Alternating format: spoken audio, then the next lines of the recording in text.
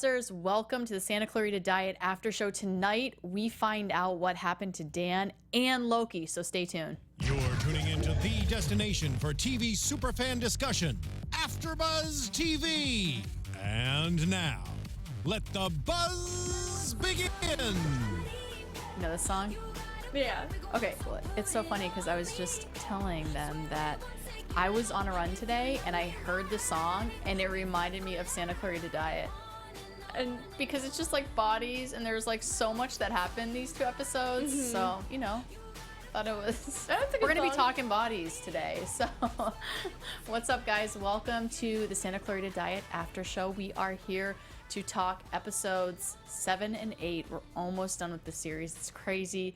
And to me, the series has gotten a lot better than the first couple episodes. Definitely. I feel like the first episode was strong, but then it had like this whole point where it just became not so interesting anymore, Yeah. and then it lifted back up. Exactly. So before we go any further, I'm your host, Jessie Zahner. You can find me all over social media at Athletic, and tell everybody where they can find my other co-hosts. You can find me at Mina Makes Magic on Instagram.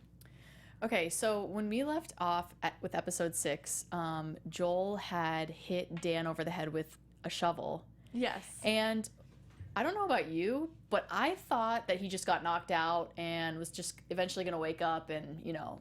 Yeah, that's what I thought. But didn't the little thing that Eric placed explode? And that's what caused the death? Is that what caused the death? That's what I had assumed. Okay, so I didn't assume that because I thought it was just like a tear gas or like a smoke bomb or something. So I assumed nothing of that. Mm-hmm. I just thought because he got hit over the head, I guess he died. So because episode 7, we see Sheila at the table with, is it Rick's wife?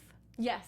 Do you know what her name is? I don't know her name. Yeah, so Rick's wife, and she, they're talking about things, and you see through the window. Yeah, that he's trying Joel, to dispose of the body over the fence. I was like, oh my God. I literally had no idea that Dan was going to be dead.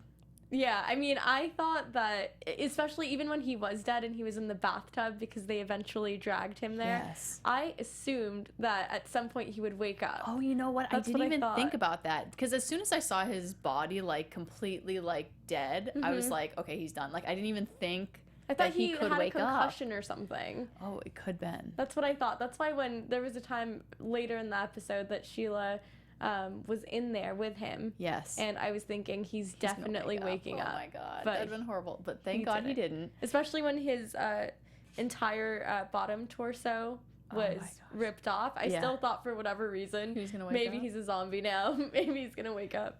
This episode was so stressful because the entire time, so Dan's missing. Rick comes over and he's like, hey, have you heard Dan's missing? Mm-hmm. And so that right there stressed me out because I was like, oh, he's going to come over. They're going to think it's about Dan going missing and it's going to be about something else. So I was shocked that they knew that That it actually soon. was about Dan being missing. I didn't think it would be that either, but I guess because he's an officer, maybe he did have work that day and that's why. Right. So the woman who is like his partner shows up and Dan doesn't come to work, so now everybody's looking for him, Right. and so the cops are kind of like in the neighborhood, and we see this really weird dynamic between Dan's partner and Lisa, Dan's wife. Yeah. Like, I mean, yeah, that's what I was like, there's definitely something there. Well, it's so weird because she was like having an affair with this other guy, but like clearly she's into his partner. Yeah, right? I mean, I think she just likes anything exciting and attention. Yeah, I think it's something like that because Dan didn't really give her that. Not from what we've seen, at least. Yes, definitely. So, we see all this interaction with his partner. She comes over and she talks to Sheila and Joel and says, "Why haven't you gone to console Lisa?" And they're like, "We're inconsiderate people, sorry." And then they show up to the house and she calls them out for not bringing anything. And they're like, "Remember, we already established this. We're inconsiderate."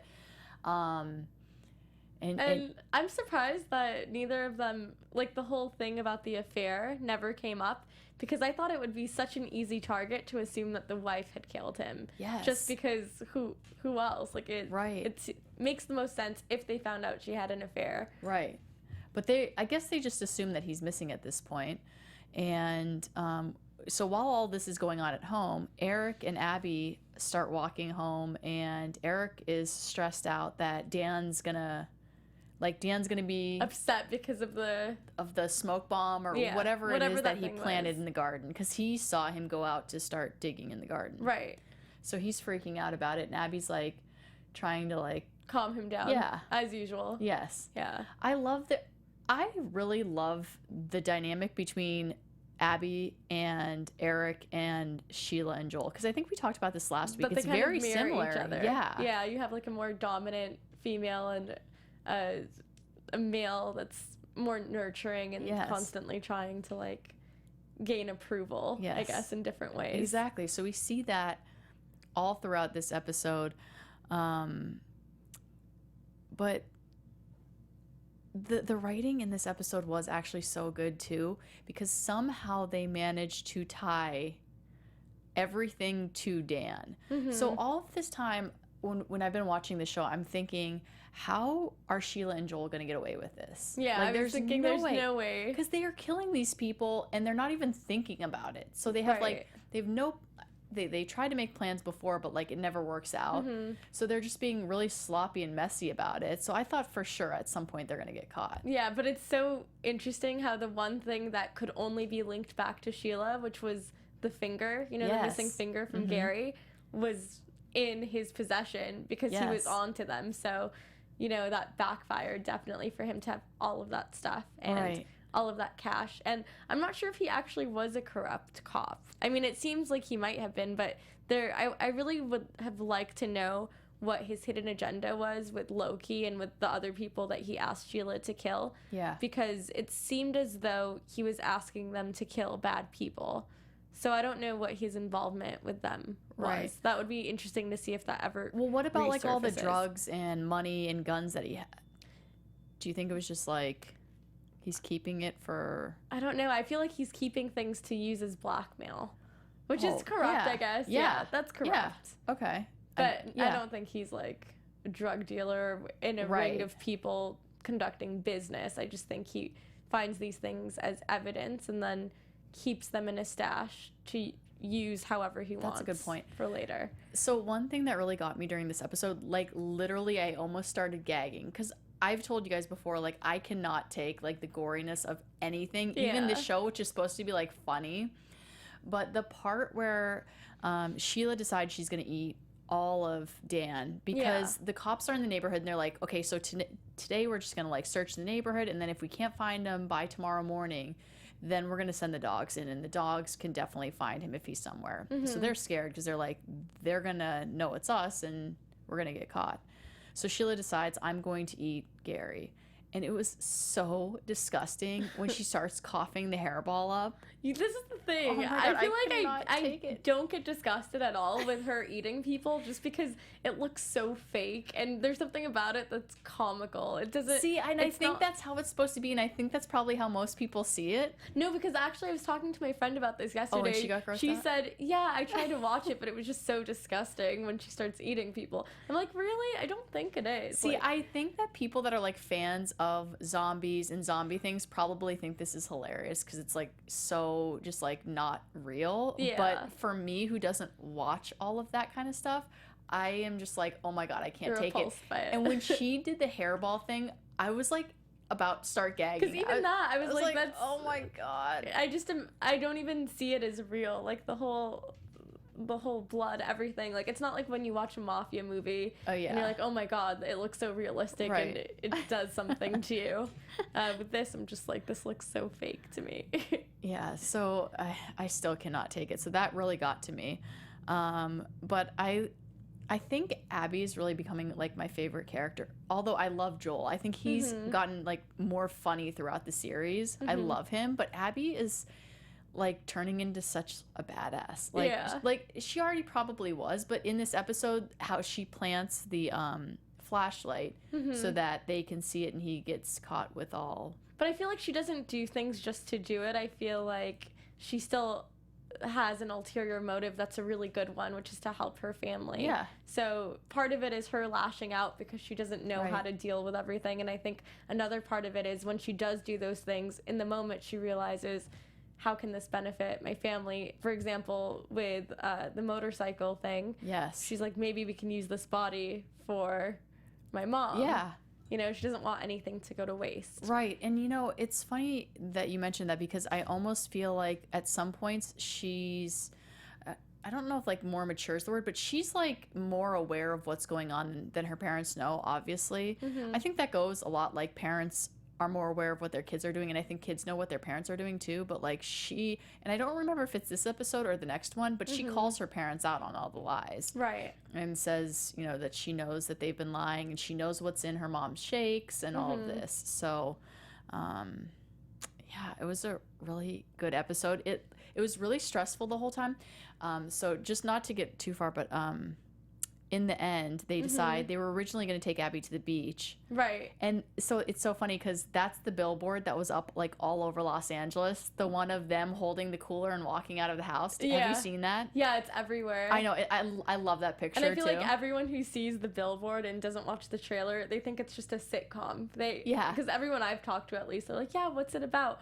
And they have no idea it's anything remotely related to zombie stuff. Yes, and I love that picture. So when I saw them say, oh, we're still going to go to the beach, and they put him in the cooler and they walked out, I was like, that's the billboard. But they decide they're just going to take him to the beach, and his partner comes over and tries, you know, helps them put the cooler in the back of the car, and she tries to open it to get a soda, and Joel slams it down. Yeah. It's like, we don't have pop or soda.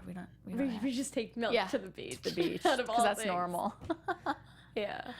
So, there's a lot of like, I feel like all the covering up things, it's so cheesy. It's like a very formulaic thing where someone's about to find something out. Right. And you're kind of like sitting in suspense. But while I was watching it, I was thinking, okay, they're not going to find out about Dan because that's just not going to happen. Right. So I don't know. It's weird because formula. It was stressful for me. I was like, oh, how the heck are they going to get out of this? But at the same time, it was also with them finding Gary's finger and that Dan was attached to Loki. Right. I was like, okay, so they're going to get away with this stuff. I think even if Rick were to have found that out, I think for whatever reason, I do think he would side with Joel and Sheila. Oh, I agree. Yeah. Because even though it's his duty as an officer to reveal the truth and not obstruct justice at all, I think he could be swayed to be on their side. I agree. I actually really like Rick too. And like it was so funny how the whole episode he was just kind of like giving them crap, or not giving them crap, but giving Dan crap, like, oh, I can't wait to see Dan. Yeah. So, well, Dan's dead. So I know, thank God. I'm kidding. So and we do see that Eric is relieved by that. So he goes through stages of feeling relieved but then also weird about it. And then the next episode 8, is called How Much Vomit, and it starts out with Sheila trying to sew on her toe that oh my fell God. off. See, this is another part I could not take. I was just like, this is disgusting. Like, I can't deal with this. I was like, no, I wasn't disgusted at all. I was like, oh, cool. You're so funny. It'd be so nice if you could just do that with no blood. Yeah, right? In real life. Yeah, it was funny because I wasn't, like, sure what was going on there. So, but she's, like, falling apart. Yeah. Quite literally. Yeah. And figuratively, too. Yeah. I feel like that's a nice way to mirror, like, what's going on the show. Yeah, she tries to glue her, like, pinky toe back on, then she tries to sew it, and then she takes a nail to it. Yeah. Oh my gosh. And then they're on a mission to find Loki. Yes. And they finally find him, and now he's apparently a folk singer.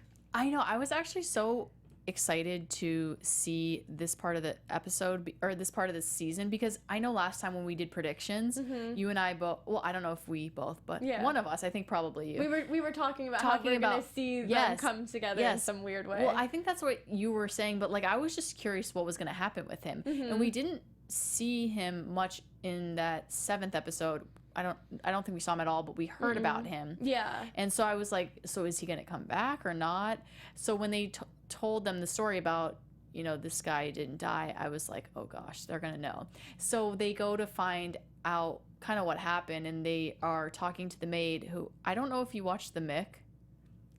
Do you watch the Make? She it's in that show? Yes, I haven't seen it. It's a really funny show. It's with Dee from Always Sunny. Yeah, it's such a funny show, and she's in that show, and she's hilarious. But she tells them the story about how he threw up, and they're like, "Did he throw up a little red ball?" And she's like, "No, yeah, it was like a medium-sized ball."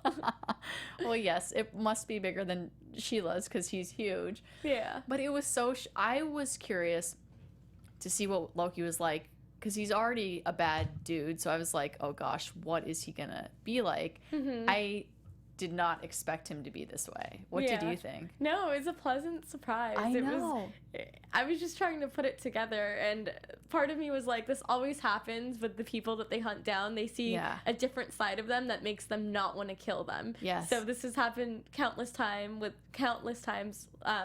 like with Kidweed. Yes. Once they were getting to know him, he's not a villain. And it's kind of like a testament to, like, there's not a lot of, you know, black and white characters in the book or in the show. Yeah. If someone seems like they're a terrible person, there usually is another side to them, unless it's Dan. Because with Dan, they kind of portrayed him as a very black and white, like, bad cop. Right. No, I totally agree.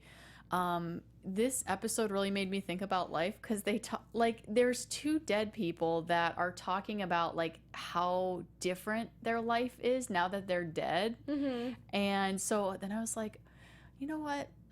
This show is interesting because it really does make you think about life, and it shows you Sheila's life when she was alive and now when she's dead, and like it feels like Beetlejuice almost. Yeah. Have you seen Beetlejuice? Yes. Like how they die in the car crash and then they're just trying to figure everything out. Gina Davis and they're kind of like zombies in their own way. Yeah, kind of, I guess. No, you're right. So it's just reminiscent of that to me. I know. I was kind of like sad about it. I was like, man, we're all living life wrong. Maybe we should be zombies. Yeah, and then actually be daring and be dead so we can live. Exactly. So get crazy. rid of or like go back to the id, like our primary instincts and our desires, and not think long term, just live in the moment. That's what Loki's album is about. He has this album, it's called So Alive, which is ironic because he's dead. Yes.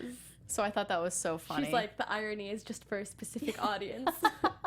Which is those two. Yeah. So they sit down and they're all excited. They're talking to each other and they're like, you know, we got to stick together because we're the only two people that, you know, are zombies. Which makes sense. And that's what we talked about last episode at the end. Can zombies procreate? Can they make zombie children? I don't know. That's a good question. I know. Somebody in the comments, please tell us and don't get mad at us for not knowing. Tell us if I'm not a zombie expert. Zombie babies. But it was interesting how the rest of that episode went because I was really hoping that Loki would just become friends with them. And especially when he was so happy and playing the guitar and singing, I was really excited to see where their lives together would go. But then he starts coming on to Sheila. Yes.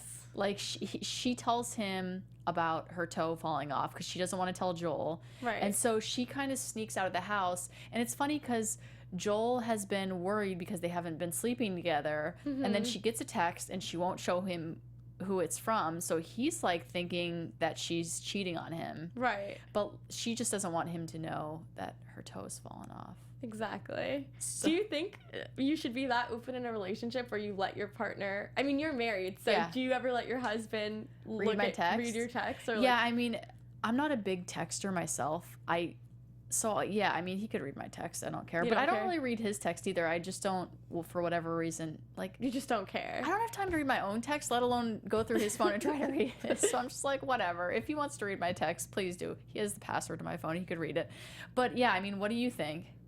I don't know. I feel like if you're in a relationship, it's not really the other person's business. I'm kind of on Sheila's side. Yeah. But at the same time, I wouldn't have anything to hide. Yeah, and I think that's the way it should be. And that's the way that I feel like it is. So who knows, maybe I'm wrong. But like, I feel like in my own relationship, that's what I'm like. I'm like, it'd probably be annoying if you went through my phone, but like, go ahead, because I feel like it is lack of trust though if someone does that. But I just do feel like people need their own privacy and stuff like that, but whatever. So it was interesting that happened because I've never seen like this side of their relationship. Like, he is always so supportive of her, right? And I really feel like they're so in love. So I was shocked to see that he was kind of nervous. And then she goes out to see Loki, and he has, and it wasn't low key of her.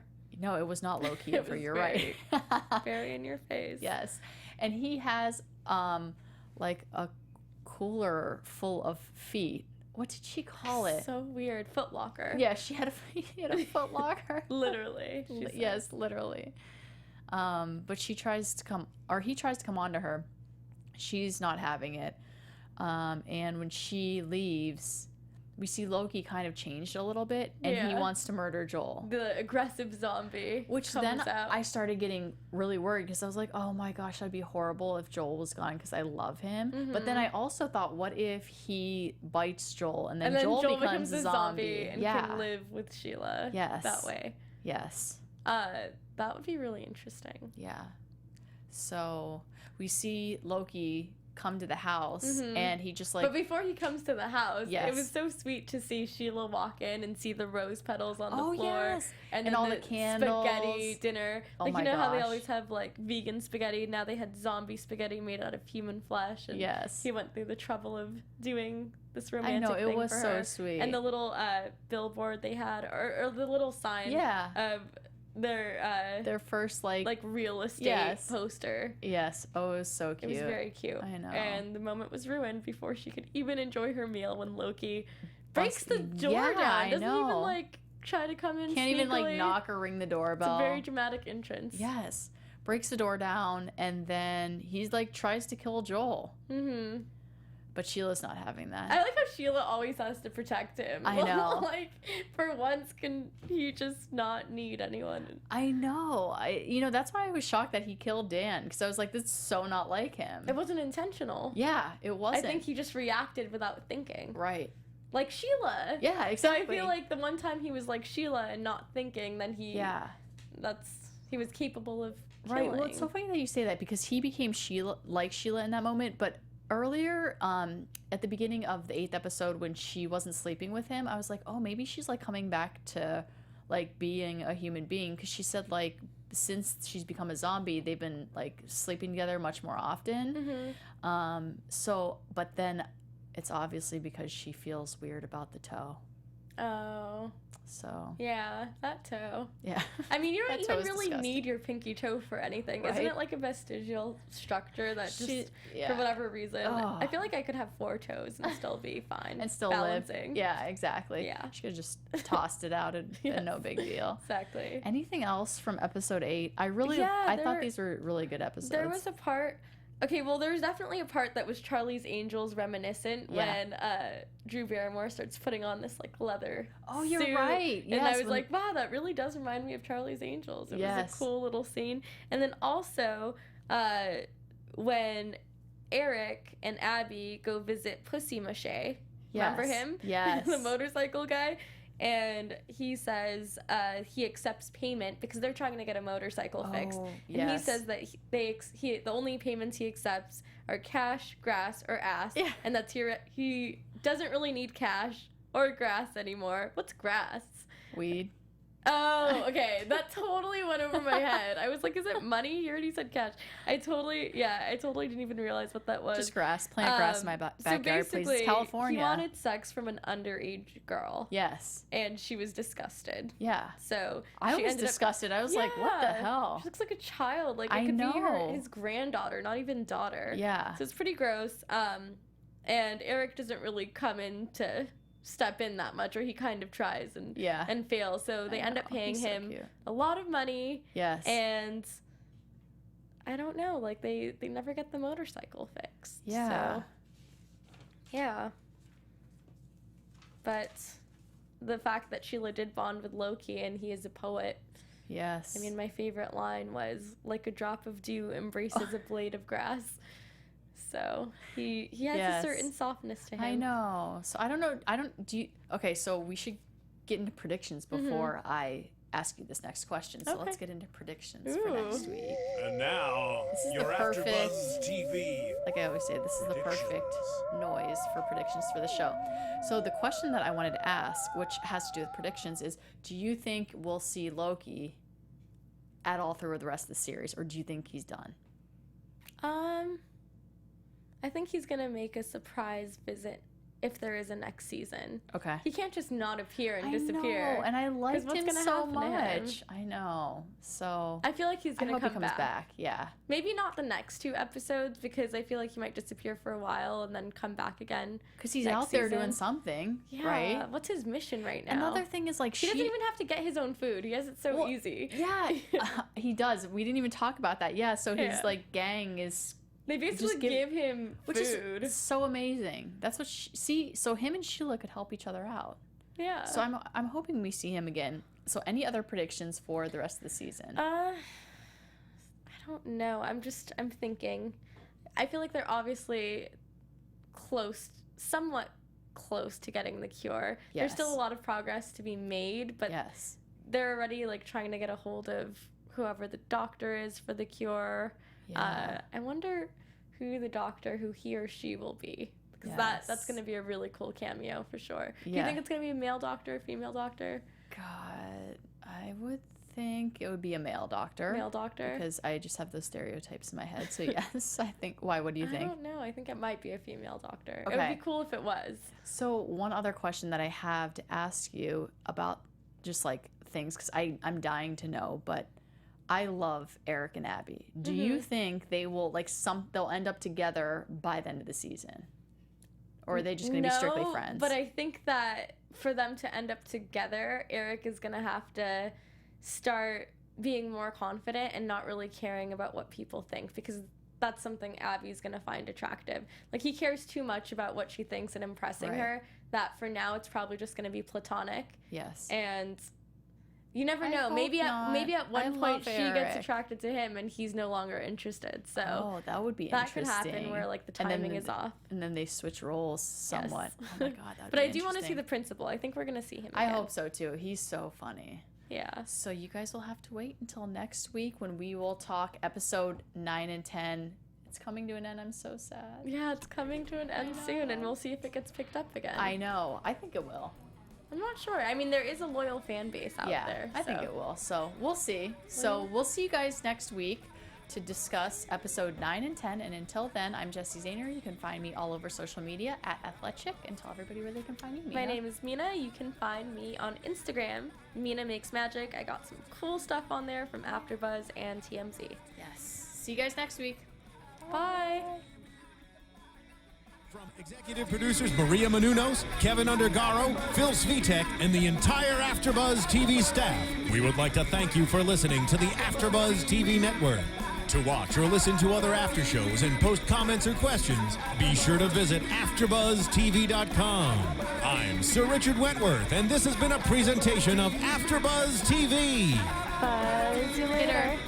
The views expressed herein are those of the hosts only and do not necessarily reflect the views of AfterBuzz TV or its owners or principals.